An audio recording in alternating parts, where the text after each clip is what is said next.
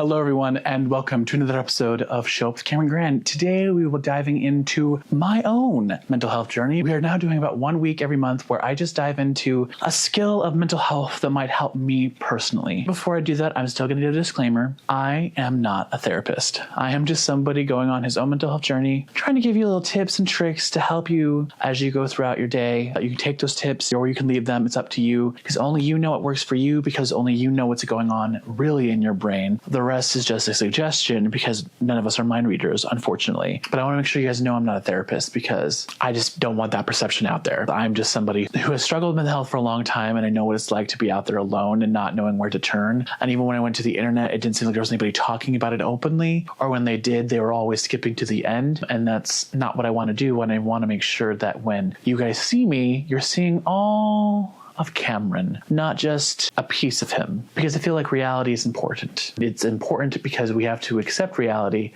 to actually move forward. Today we'll be diving into the difference between healthy and unhealthy love by Katie Hood. And the reason why I decided to dive into this one, I'm going in blind. It's my blind reaction, but I'm doing it because love is something I struggle with because I was never shown how to love somebody friendship-wise, family-wise, romance-wise in a healthy way. I was taught how to use people to get what we want, but I was never taught how to love them as they are and to accept them as human. And as humans, we have flaws. And even when I've tried to do the work to change that with people I thought I was close to, they're so wrapped up in their own trauma with other people that they can't actually see me as me, but rather their perception through the trauma of other people.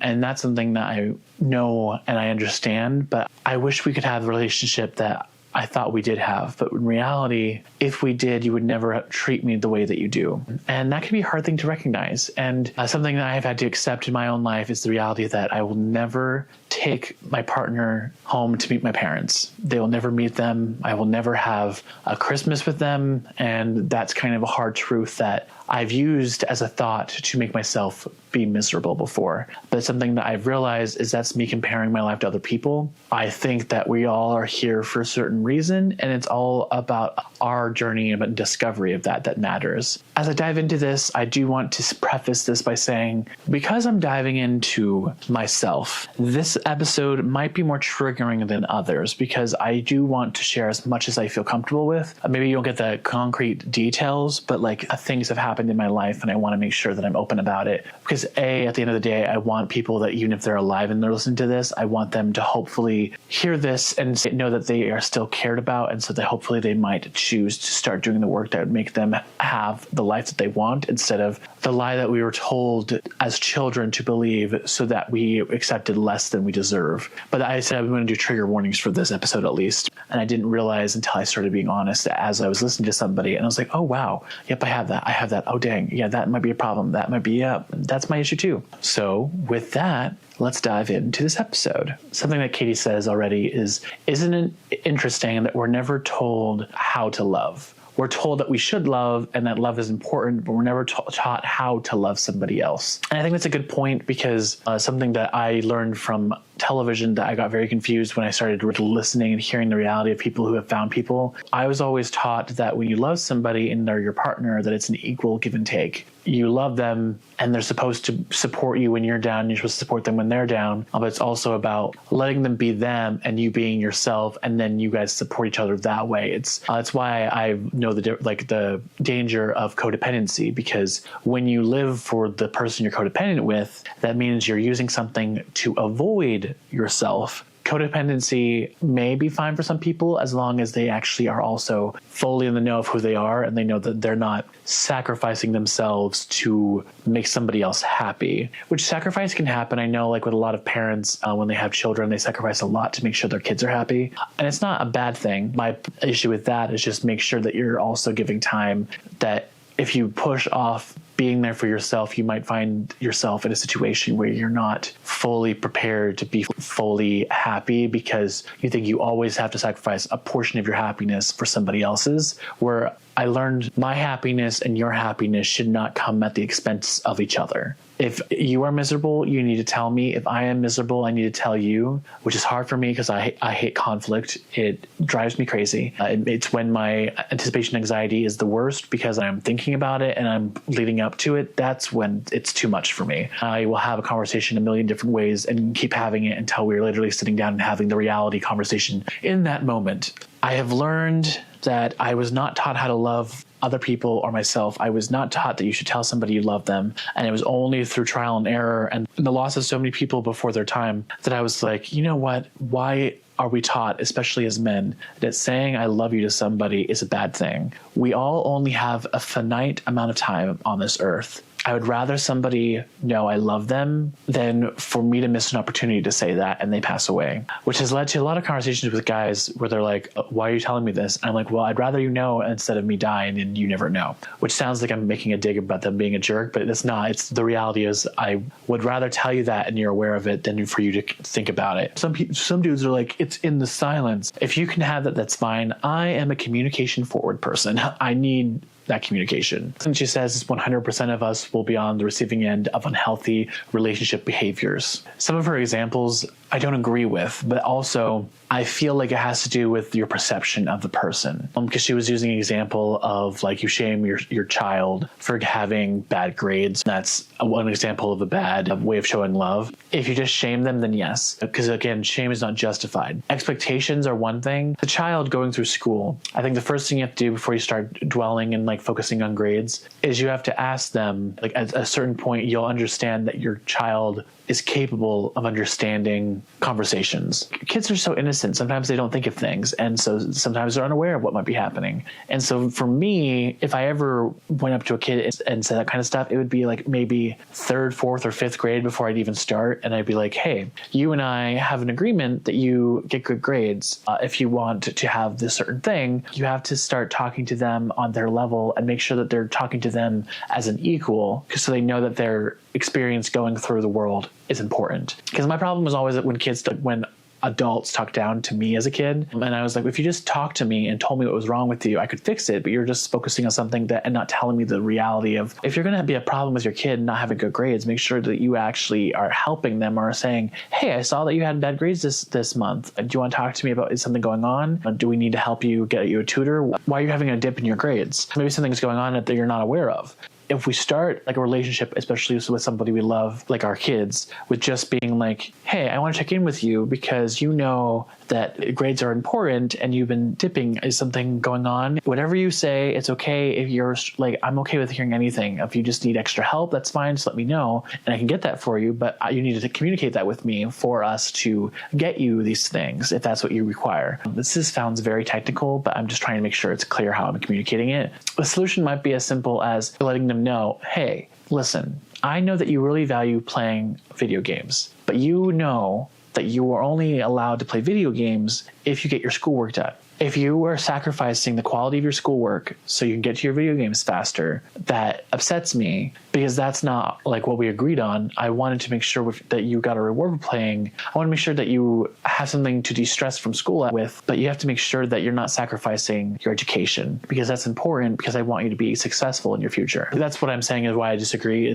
I don't think it's necessarily a bad way to develop a relationship. It's what was communicated, what was the expectation, what was like the way in which it faltered. And if it's just an assumption and just like I'm punishing you now without telling you more, that's when it's bad behavior. But if it was something like you set your kid down and you had an open, long conversation about what you needed from them this school year and why it was important, and then they agreed to it, and then you went through with that expectation, that's different than just having an expectation and never actually letting your kid contribute to it, because maybe your kid is really good in school, but they are really crappy when it comes to science. And you could say, do you need a tutor? They might say, I can have a tutor, I can try as much as I want, but I don't think that my brain understands the way science is. Communication is key to the people that you love. So communicating with them and you figure out how to work through it, that's what's important. Something that she says already is like 1 in 3 women and 1 in 4 men will experience an abusive relationship. Immediate reaction to hearing that is, no, that won't happen to me. And I feel like the last episode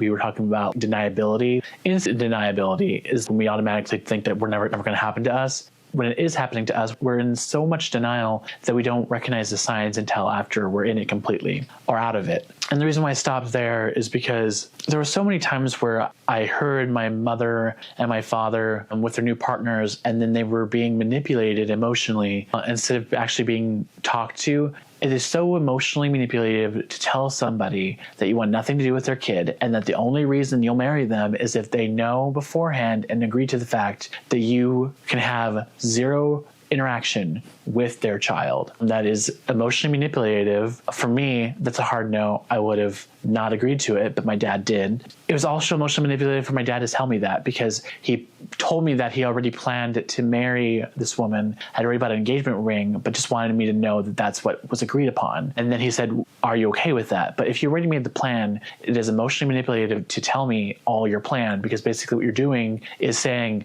do you want me to be happy or do you want me to suffer because you're my child? Kind of what I got from that conversation. I get what she's saying is like there is so much danger. There's emotional abuse, there's real abuse. Not many people know that the reason why I chose to live with my dad instead of my mom is because I could tell that my mom was going to be abused before she got married to her new partner. This is while this person was still in prison. And I was worried about it. I tried talking to my mom. She tried to tell me it was fine. People call it the ick, where like you just have this sensation and you can't get rid of it. It's just there. It just makes you feel grossed out no matter how much you try to ignore it. And I felt that. And I was like, so you're telling me you want to be with this person? And then she said, yes. Told me that she loved him and wanted to be with him. And I want my mother to be happy. But my mother is basically asking me to watch her get abused if I live with her. And I don't think me as a person would be able to see that visually and not do something. But she's asking me to do something. She's asking me to not protect her so she can be happy, even though that's not the kind of happiness she should be accepting. And so I basically went to my dad and asked to move in with him.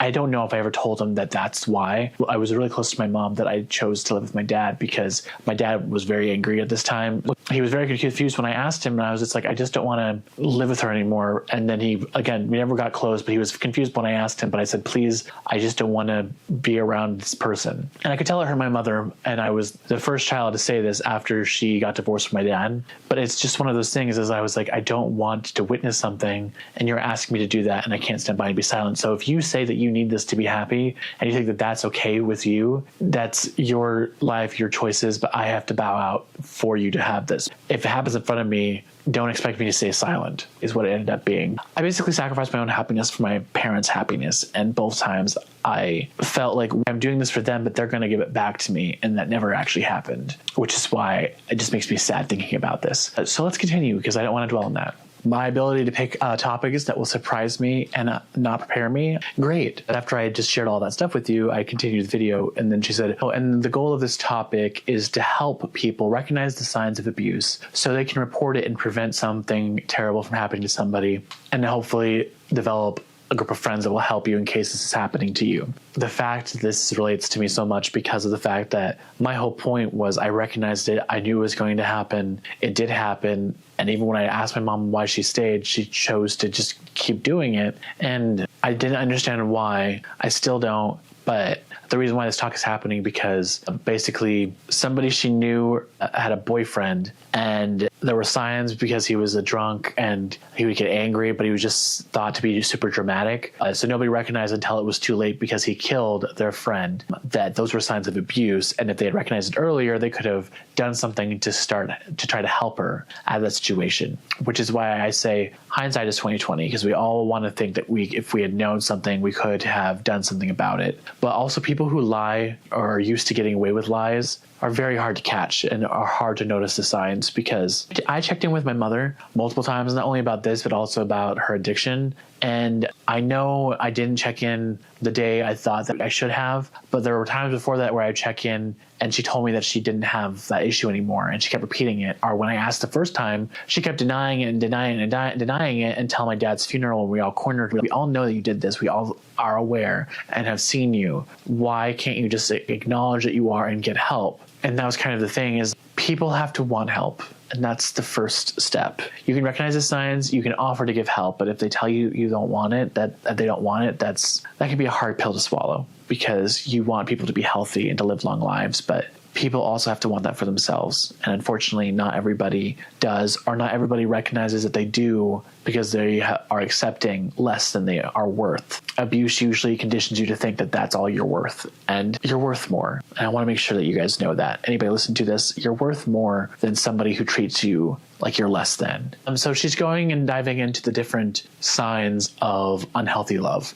And the one that she brings up is intensity. Listen, it's important to love somebody, but if it's been a couple of days and you haven't heard from them, then that's a healthy attachment. But if you can't be away from somebody for more than 3 minutes, then that might be unhealthy. I've seen this before with my sister. My sister, who is currently with somebody, they don't like being apart from each other. Even though they went through all this, they're kind of supporting each other's addiction, and they think that their love is what the relationship is, and not their equal enjoyment of this addiction that they have. Love is intense, don't get me wrong, but there's a healthy intensity and then there's unhealthy, and you need to exist as an individual and then be together as two individuals who love each other, not somebody who needs somebody the entire time, and if they're not there, then things go wrong. Because that's a lot to put on another person. It can feel like a lot. It can feel very much like you're letting somebody down if you're not doing that. And that's not, I don't think that's cool. It's not okay. You need to allow somebody to have time alone, to enjoy themselves, and to trust them. And if being away from you drives you to the point of that, in the example, the person's dragging on her foot down the road, that's a lot. It needs to dampen just a little bit. My worry is with social media and TikTok, a lot of love is over dramatized. It pushes more of the unhealthy behavior as though it's normal. And so I'm glad that they're doing this to help children recognize what's healthy and unhealthy, because it's funny as a joke to be that intense, but it's not funny to be the reality of not being able to have any time alone because somebody needs you in their life that much. Something that she says isn't more true. It's not how a relationship starts that matter. It's how it evolves. I wouldn't have the friends I have today, and you wouldn't have seen the episodes of this podcast that you did if it wasn't for the fact that we were all able to evolve with time, because we are all different people as we grow up. We all change. Our ability to evolve and accept people as they move is what makes it a healthy relationship, because we are different people as we grow. And I like that about my friend group.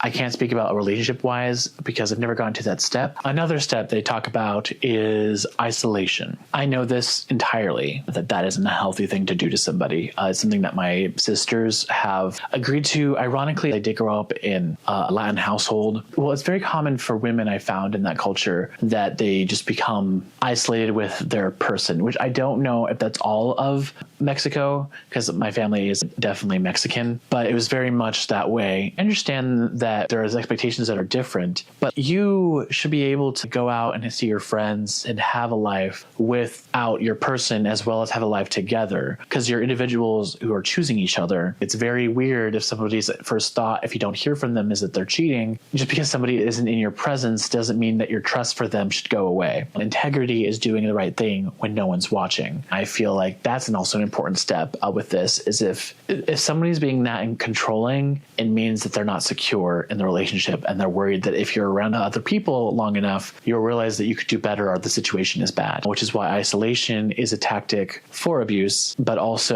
it's also a tactic to, again, live like you're already accepting that death is coming, instead of living like you're trying to experience life. Because when you isolate yourself from the world or from others, you limit yourself to only the mere life around you. And when you're with somebody for so long, you feel like the world you're living is the correct way of living, because you only have that person who you're with, who is your person, who might have all the same beliefs. So you only have a mirror shining back on you. Whereas when you're exposed to more different things and beliefs, you start to realize the world is more complex than you think. It's important to allow for that complexity. With intensity and isolation, it's not that it's not okay if you want to spend a lot of time with your person. It's that when it changes to the fact that you can spend no time with other people, that's when it's an issue.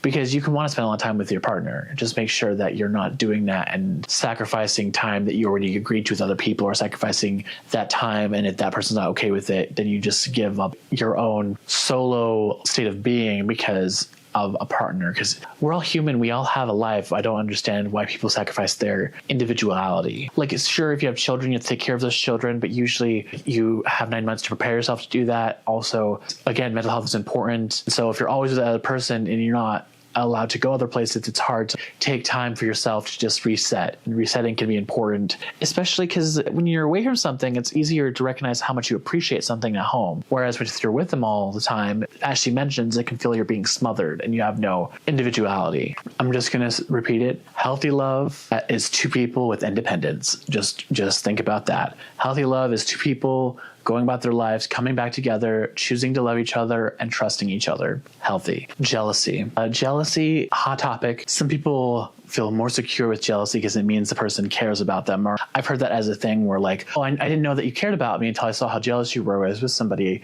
But jealousy implies that you don't feel that person cares about you, because usually if you're jealous with them being with somebody else, it's implying that you're worried they're going to do something with somebody else. But if you trusted them, you wouldn't be jealous because you're secure not only in yourself, but also in your relationship. Again, if you're jealous of other people, that can be an issue. Also, you can be jealous over time, because I know people get jealous because somebody's spending so much time. But that's when you start communicating with your partner and saying, I don't mind spending, if you spend other time with your friends or stuff, but I'm starting to feel like you spend more time with your friends than you do with me, but I'm supposed to be your partner, so I thought the majority of time would be spent with me, and then you have other things, and I want you to have those other things. But usually the ratio is yourself, me, and then all these other things. If you have children, obviously your children, and then other things. But I know that it's usually, that's not really a jealousy thing, though. That's more of, I feel you're spending more time on other things than with me, so I'm starting to feel unappreciated. I don't want to feel that way, so is there things that we can do to help alleviate that? But jealousy is definitely a thing. Jealousy can also have hints of anger in it. To me, jealousy is a dangerous thing, and it can lead to worse situations or unsafe environments, which is why I agree that it's something that you should be cautious about. A huge thing to help with whether or not jealousy is healthy is, she says, if it feels desperate, then something is off. Because if you tell somebody that you're not doing anything, that you want to be with them, and they are desperate, they think that you are, then that implies that something else is going on, because jealousy should never be applied to desperation, because again, that leads into a very dangerous zone. Another thing that they mentioned is belittling. My sister always thought I was judging her and her boyfriend, and really all I was starting to get bothered by was my sister's willingness to sacrifice the things that she loves so easily for her partner. Because she told me that she loved books, but she kept telling me things involving her boyfriend that felt like belittling. I agree with belittling somebody else's hobbies and beliefs starts to feel like, why are you with this person if you think that their things are worthless or like worth less than being with you? For me, I got triggered because I don't like when somebody disrespects books, especially because I am somebody who values writing so much. And so does my sister. She told me a story where they literally, because they were upset that they weren't spending time with them, tore her book apart so that they would. That would be over the line with me. My sister is somebody else, but that's a thing that I don't understand with certain degrees, is because just because you don't have the same passion towards something doesn't mean that it's worth less than what you care about. That's an example of an unhealthy behavior when it comes to love is about accepting somebody as who they are and loving them for that. If you don't like something they do, tell them that, but then don't make them feel less than it. It just means, hey, I know that you love this. I want you to make sure that you have this time to do it. I don't really care for it, so maybe we can have solo time during that time and I can do something that I care about, but I don't want to belittle it. I know that you care about it, so I want to make sure that you're doing it because you care so much about it. It's recognizing that they care about it and just letting them know that you don't share that passion for that thing, but don't make it less than because it's not something that you enjoy. Yes, unhealthy love, words are used as weapons. They are. Emotional manipulation is a thing. My family is notorious for this. If you want to ask somebody for something, because of my family, I have trained myself to be like, you know what? If you want something from me, ask me what you want. Do not try to preface it with all this backstory, because the backstory is not important to the question, because I used to think it was important to give me background, but literally what they're doing is they're giving you all this sob story or all these facts that if you put them together before you ask the question, makes you feel if you say no, you're a terrible person. A partner should build you up, not break you down. She just said this, and I can't tell you any words that are more true. In a world where so much is against us, your partner should be the one that makes you feel like you are seen, heard, and are safe with. So if they tear you down in a world that wants to tear you down anyways, it's very scary. I can't agree more that your partner should should be there to help you either get through that mentally, protect you, support you, whatever it is. They should be there as an equal support system, not somebody who is adding on to the fire. They should be helping you put it out instead, you know? An example that she just used, which is the volatility, I believe was where she said, which is basically when people that say they love you use examples. It's kind of what I said with the emotional manipulation, but the example she gave is, if we ever broke up, I would jump off the step, or in other words, threatening to commit suicide if you broke up with them. Emotional manipulation. That's not a healthy place to be in. If that's happening to you, you should get out of it, because you should not be the direct person in charge of somebody else's happiness. Now, it's great to experience happiness with somebody, but you should not be the person responsible for their happiness. That is way, way too much power to give somebody else. It's also a lot of pressure for the person who's supposed to require that for you. Now, obviously, we all do these things that can bring somebody else happiness, but that shouldn't be the standard. The standard shouldn't be, oh, without me, this person would be miserable and they might hurt themselves. That kind of stuff should never be on somebody else. If you feel that way, then you need to go and check on yourself and make sure that you are actually doing okay, because that seems like something deeper is going on. Because again, you can love somebody else, but if you're codependent on the part that if without that person you don't know if you could survive, then you need to talk about that with somebody that's not your partner, because that's a deeper conversation with a therapist. There's a difference between supporting you as you're going through something mentally and then having to provide you the answer for that thing. Very different thing, you know? I don't want to have to be the one that has the power over you, whether or not you're having a good day or not. I might say something that might upset you. That things happen. We're all human. We all say things we regret, but whatever I say should not have that much power where I have to worry it might send you over the edge. That is too much for anyone to bear. At this point, what she's advocating for is the fact that unhealthy love, the 5 things that she just addressed, aren't by themselves bad, but those are the 5 signs that can lead from being unhealthy into being abuse. The reason why it's important for people in your life to recognize those signs is because if you see those things in somebody else's relationship, that's when I would advise you sit them down and say, hey, also sit them down by themselves. Do not say this in front of the person that you're worried about, but just say, hey, I'm not saying this from judgment. If this is what works for you, that's fine. But there are so many flags being raised for me that I would feel like a terrible friend if I didn't make sure that I sat you down and engage with you whether or not you were okay. I'm starting to feel this might lead to a place of abuse. I don't know if it's actually happening, but it does feel unhealthy to me. I just want to make sure that I don't decide it's happy. I want to make sure if it is how you feel and you want to stay in this, that it's what your choice is and that you are happy, because I would feel like crap if something happened to you and I didn't check in to make sure you were okay, because I would rather be there for you if you need it rather than regret never asking, which is why check-ins are important, because if you check in with somebody, just it becomes part of your everyday life, then when you do check in with them, they won't feel it's suggesting there's some kind of problem. It's just, hey, we haven't checked in with each other. It's been a couple of months. I just want to make sure you're okay and that you're good. And if you are, that's great. We can move on to other things. But always when you do a check-in, make sure that you're open to an honest conversation and be like, hey, I have time. If you are actually good, that's fine. But if you're not, I'm also hearing that. I know sometimes it might feel like there's a rush going on, but I want to make sure when I ask this, you actually answer me honestly, because I'd rather know for sure that you are good rather than just be under that false notion, because I want to make sure, because I love you, that you are good and in a safe place. This topic that she's bridging today is more along the lines of what's the difference between unhealthy and abuse. Something that I'll repeat here is the fact that she says, a lot of times when we hear these unhealthy behaviors, we want to tell this person to leave. But if it is already crossing the bridge into being abuse, then the fact is, when you break up with somebody, this might be the part where they move towards violence. If you think it might be abusive and you think that person is capable of doing that to you, she's advocating to actually reach out to people that are professionals, either therapists or a policeman or anybody who might be able to tell you how to get out of that environment safely, which I do think is great advice, because just because a breakup went well for you doesn't mean will go well for your friend who's in an abusive place. And you don't handle abuse every day, so finding people who do might be a better way to equip them with all the tools they need to get out of there. Which I always think is a better advice, is like, if you think it needs to end with you leaving and you feel like it's unsafe to break up with them because then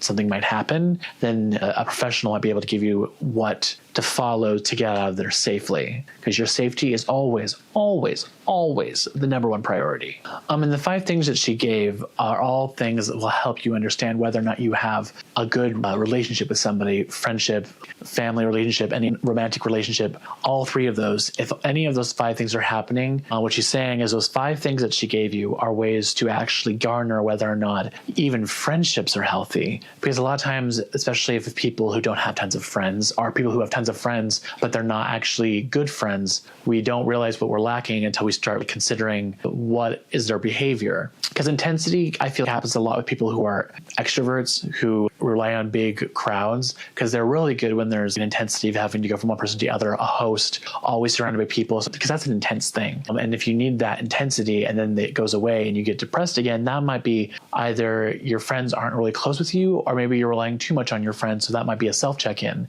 about, why do I need this amount of stimulant to be happy? You can use those 5 things to help answer bigger questions, whether that's with one person or yourself or with a group of friends. Because again, for me, those all kind of related to my point of just like, I feel like intensity, which like my problem with intensity when this happened was with AJ in our talk, I mentioned the fact that I felt the only time we were friends was when I was broken, because my emotions were so intense that she felt like she had to actually sit with me and work through stuff. When if we just had a relationship through that, and I didn't have to wait until those moments, I wouldn't have ever gotten there. But that's when I realized there's a problem, because it shouldn't even matter that I have to wait for it to be intense. Why does that matter to me so much? Which is why I was like, it's partly a relationship thing. It's also partly myself and the way I view things. And I had to change that. But I wouldn't know that without going through it. Understanding is the first step to improving. Another good point. I mentioned the fact that the show Mom is all about Alcoholics Anonymous. And the first step before you can start getting better is accepting the fact that you have a problem.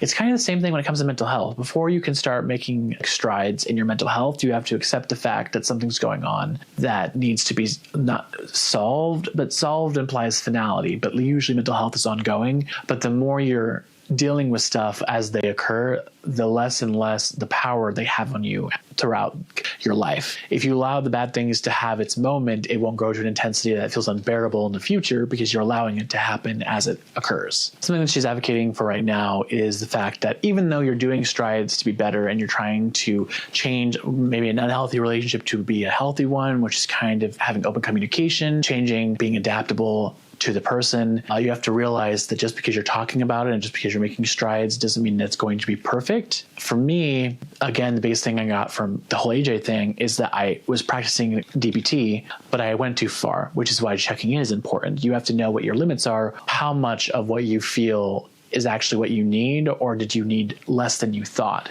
And that's why when you're working on it, you'll know better what you actually need for yourself. But if you ignore it, that's when things falter. But you have to actively work on those things to get better at those skills. If you do fail or you do falter, don't be mad. It's okay. You're learning. It's a skill. You're not always going to do it perfectly. All that matters is you're trying to improve, and over time you will improve. Practice, practice, practice. That's always the way to go with these things. Gosh, hit hard. She was arguing with her children and said a lot of things, and then her son turned around and told his mom, that's not love, because of what she said. This is the speaker. And I agree with her. I wanted to be really angry with him, but I also really love the fact that he learned that there's a bar to be set, and you shouldn't accept less than that for somebody who claims to love you. If they can't reach that bar, then they shouldn't be in your life. That's so powerful, because we all accept less than, and usually it's because in the balancing scale, we fall under the notion that we are worth less than others, and that's not true.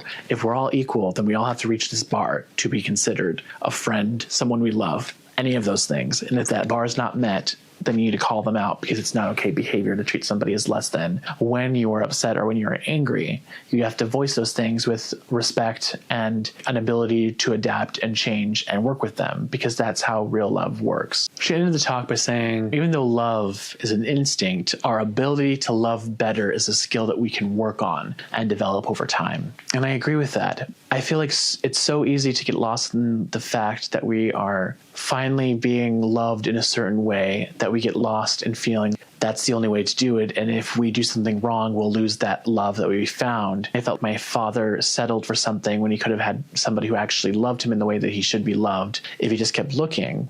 These are my opinions.